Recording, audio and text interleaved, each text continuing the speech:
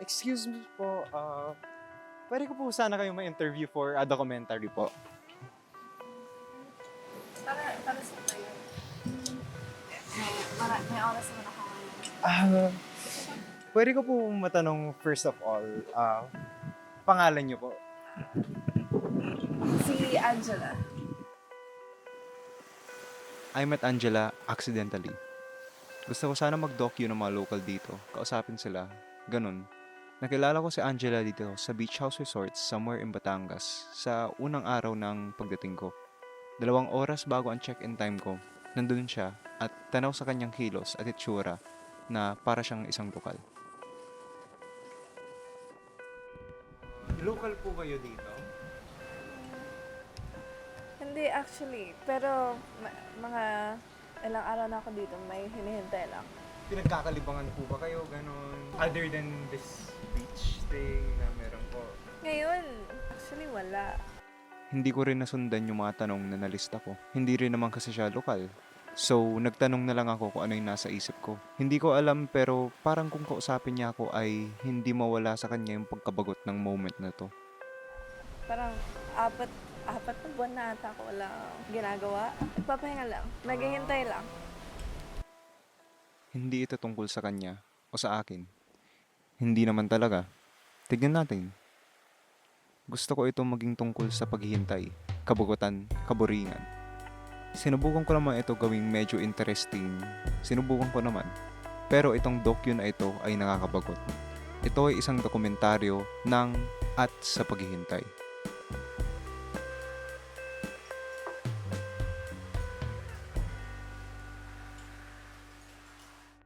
Four months na po kayo. Saan po kayo galing? 4 months na kayo nagbabakasyon. Actually, tumira ko na 1 taon sa Amsterdam para sa isang cultural exchange. Pero ngayon, kakauwi ko lang ng Pilipinas no ilang buwan na nakakalipas. Paano po gumagana yung cultural exchange if pwede ko po matanong? Totoong sagot ba? May dream job po ba kayo? Parang stepping stone ba to, if ever? Dream job. Sa ngayon, kung kakampi ko yung oras, kung hindi ko problema yung pera, gusto ko lang magsulat araw-araw. Gusto ko lang talaga magsulat. Sulat parang, ano pong mga genre works? Telenovela ba to? Ngayon, wala pa ako specific eh. Parang gusto ko hawakan lahat. Gusto ko Parang- lang bigyan ng laya. Pag walang nakakilala sa'yo, pwede mo kasi gawin lahat. Pag malayo ka, para walang pipigil. Pakiramdam mo, pwede mo, paano ko ba i-explain yung kalayaan na yan? Kasi parang mag-isa ka eh. Oo. Pero at the same time, yung bawi nun, total freedom. Parang kang lang nasa isang fairy tale, tapos araw-araw pwede mong isulat lahat ng kwento na gusto mo. Matagal pa kayo dito? Actually, may hinihintay kasi akong tao. Pero hindi ko alam kung dadating siya, kaya dito muna ako. Sinubukan ko ulit maghanap ng mga ma-interviewhan dito. Ng mga lokal, syempre. Halos lahat pala ng mga beach house at resort dito sa Batangas ay pagmamay-ari na ng hindi na mga foreigner ay mga hindi dugong Batanggenyo. Bago matapos ang araw, ay nakita ko ulit si Angela na naghihintay. Na-realize ko, ngayong nakauwi na ako sa Maynila, ay nakalimutan ko palang itanong ang kanyang tunay na pangalan. Uy, hi! Ikaw ulit. Hello! Hindi ko pa natanong pangalan mo. Gio na lang. Gio.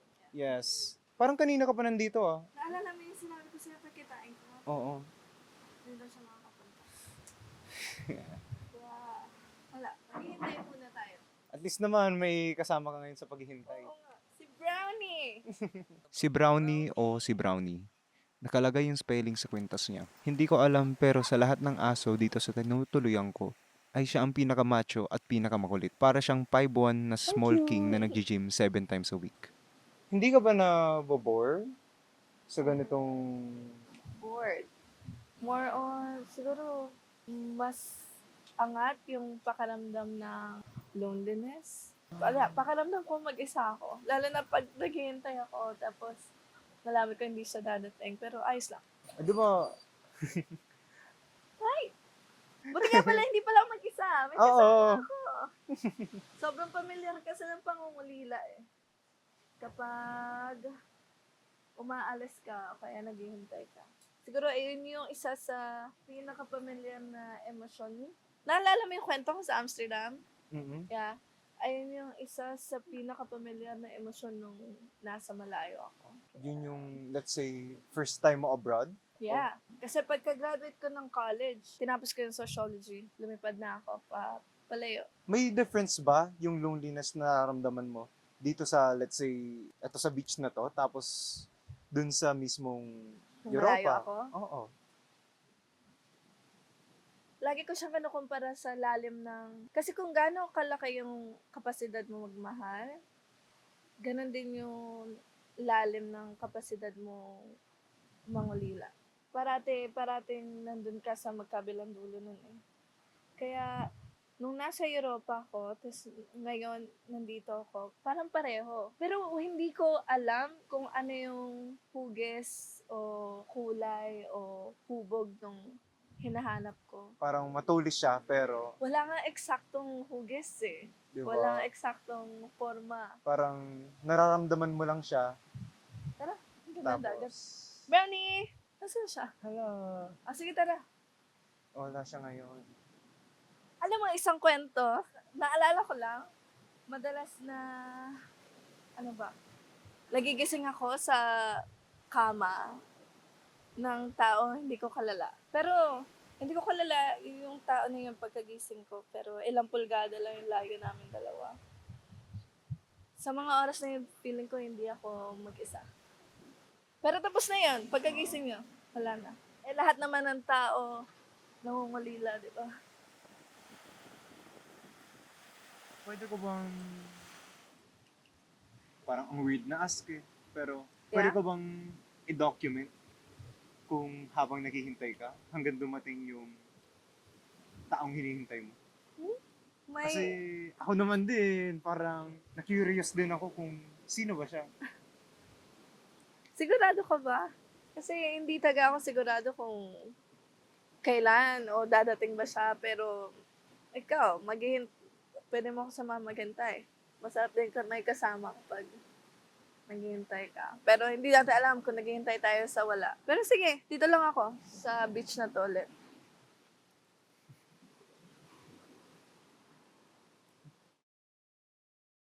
What the hell do we do now while waiting? While waiting, we do our exercises, our movements, our elevation, organization, or elongation, while relaxation.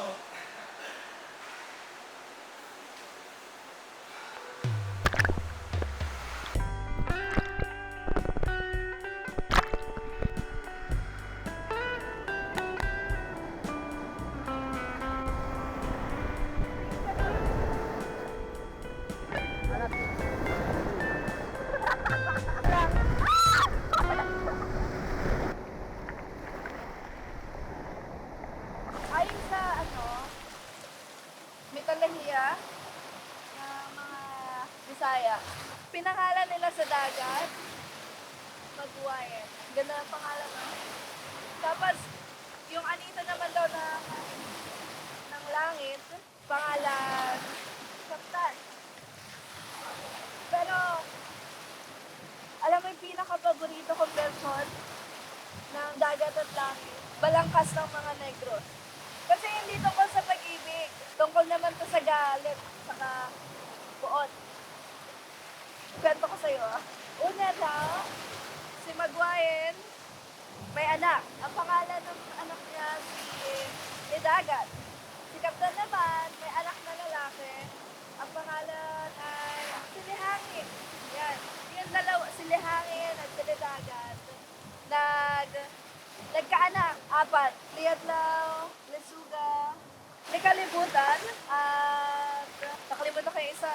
Basta 4. Pero sa kasamaang palad, namatay sila dahil sa kidlat. Ngayon, sinundan nung nag-iisang kapatid para hanapin yung dalawa. Pero ganun din, ang sinapit niya, kamatayan. Akalain mo yun, shots na silang dalawa pero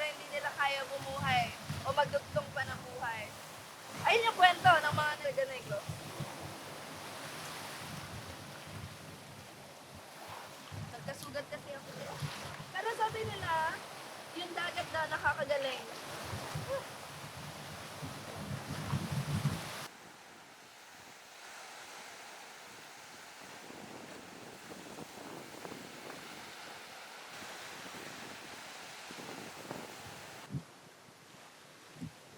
Pag naboboard ka, bigla-bigla mo ba naiisip yung physics? Physics. Anong physics? Ewan ko. Di ba kasama dun inertia, gravity, pa ba? Acceleration, relativism, hindi ko alam. Kasi yun yung topic na kahit kailan hindi mayakap ng utak ko, hindi ko maintindihan. Alam mo noon, pinangarap ko maging doktor. Pediatrician, o kaya, ano ba? Neurosurgeon. Dala kayong pangarap no. Pero, sinuko ko yun. Kasi marami naman na ibang tao nangangarap nun. Kanila na lang yung laban na yun. Pero mahirap din yun ha.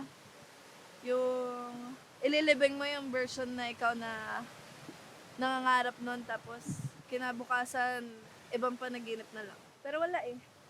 Hindi ko kaya maging doktor. Ayoko na, sa kanila na lang.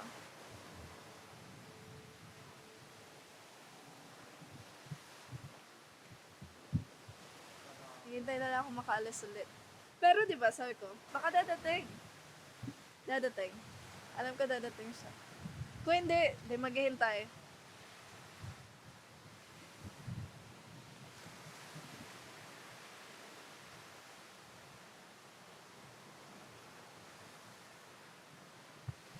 Ba't ka nagkakaskas ng bato sa bato? Tinan mo, ibang kulay. Parang chok eh. May relation ba yun sa sinasabi mo? Alam mo ba yung parang physics niya? Naunawaan ko ba yun? Parang hindi. Minsan hindi mo naman kailangan maintindihan lahat. Minsan walang explanation. Pero gusto ko lang siya gawin. Kasi marami akong oras. Diba? Marami kang oras. Pwede wala rin laman yung isip mo kasi kakampi mo naman yung oras eh. Parte na ba niya ng paghihintay mo? Oo. Alam mo, mahilig ako tumakbo. Literally, tsaka metaphorically. Kaya dito ako tumakbo. Papalay dito. No, papalapit dito. Papunta dito. Nag-record ka pa din? Kailan ba matatapos yan?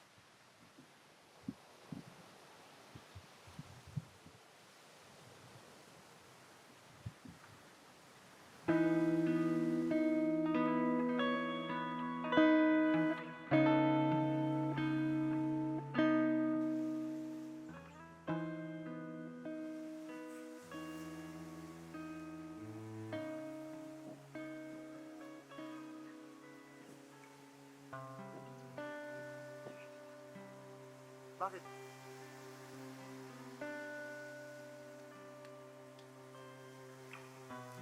Hanap ako ng text eh. Hindi na naman daw siya makapunta. Gaya na naman kahapon.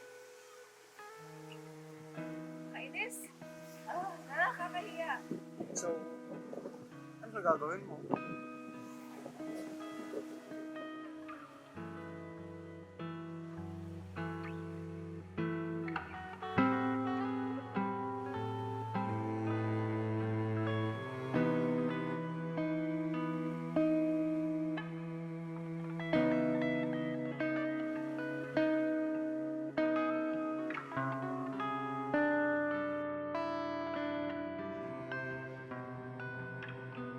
Pero, gaya ng ibang araw, dito lang ako.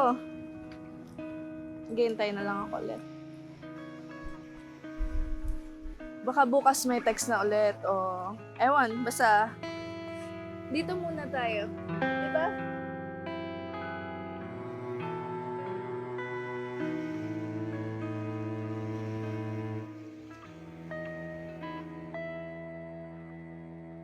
Uy! May babalita ako sa'yo. Dadating na daw siya ngayong araw. Darating na siya? Yeah. So, di ko na kailangan hintay. Ewan ko, wala din naman kasi akong plano para kung anong sasabihin. Eh, ano ang sasabihin mo? Itatanong ko lang lahat ng sasagi sa utak ko. Woo! So, saya. Paano naman kung hindi siya dumating? Grabe ka naman. Pero yeah, paano ba pag di siya dumating? Wala, ganun pa din. Dito pa din ako maghihintay. Parang gusto ko ng kape. Maghihintay lang. Parang gaya lang ng mga nakarang araw. Wala pala. Meron. So, sana ng kape. Dito lang ako. Bukas, sa isang araw ulit, susunod na araw ulit, kahit ilang beses pa. Yeah. Pero alam mo, gusto ko na parang, gusto ko na umibig. Mga binabasa ko ngayon. Alam mo, gusto ko yung pag-ibig na sasamahan ka maglakad. Mga kahit 10,000 hakbang araw-araw. Tapos, kakabisaduhin ka. Kikilanalin ka. Alam mo yun, parang titignan ka bilang sining. Kay Alan po pa yun eh. Pwede ko basahin sa'yo. Wala naman tayong ginagawa eh. Tsaka dadating na siya mamaya. Ang sining na ito, ayun yung title niya. Nasalubong kitang muli kanina. Tinignan ng hindi. Tinitignan, parang pagtula, naisip ko, kilala ko ang sining na ito. So, isa pa. Wala, ang gaganda kasi talaga. Pada sa paghihintay, sinuot ko ang bagong damit na pinaka-paborito ko sa lahat. Di ko mapigilan ang pag-iyak. Inihagis ko ang karayom sa tumpok ng dayami, sabay halakhak, pinakamalakas. Umupo ako doon sa tuktok at sinimulang awitin isa-isa ang bawat mahawakan kong damo. Nagulat akong nahihiwalay ko na ang dayami batay sa kanilang haba, kapal, tibay at kulay. Gumapang ang laksang maya at kinabis ako ang pangalan. Naglahat ng binapuan nilang puno. Nilingkis ng dahon ng palay ang kanang kong binti. Pinatulog ko ito doon hanggang tanghali. Umapon, dumilim, umulan at umaraw. Ngunit walang iisang lungkot ang damit ko.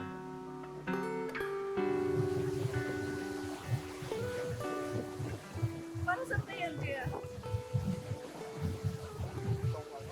Yan. Oo. Ilang araw na tayo eh.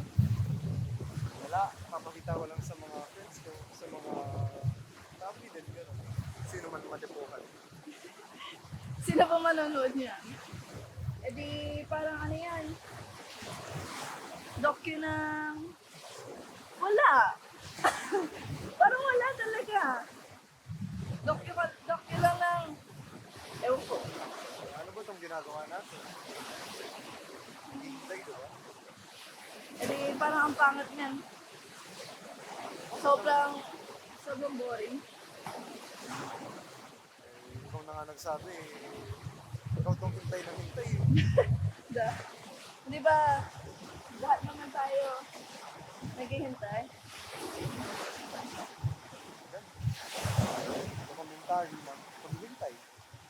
Ganun na lang siguro. Ah.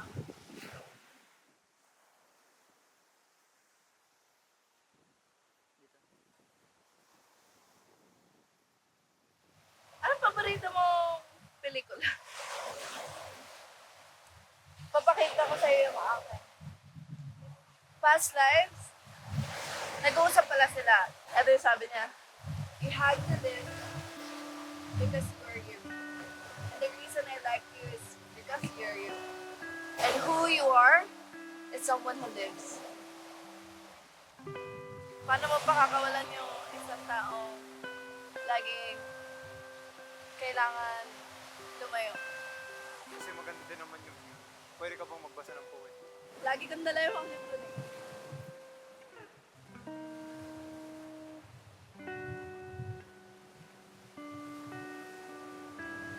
Ito, isang tasa ng kape. Hindi ito pag-inom upang matighaw ang uhaw. Magpe-perform ako sa harap mo. Para may audience tayo. Isang tasa ng kape. Hindi ito pag-inom upang matigaw ang uhaw.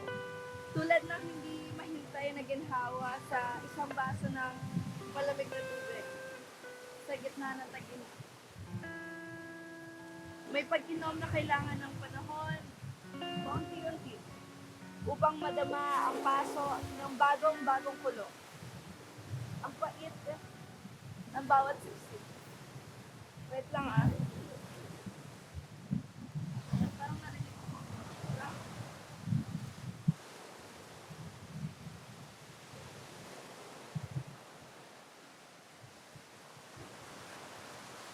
May...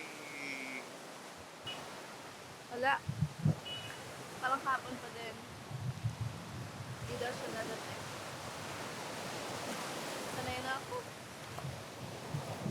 Nandito ulit ako bukas. Hanggang kailan ka dito?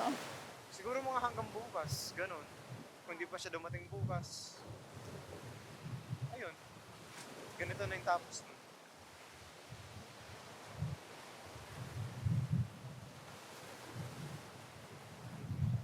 Dito lang ako.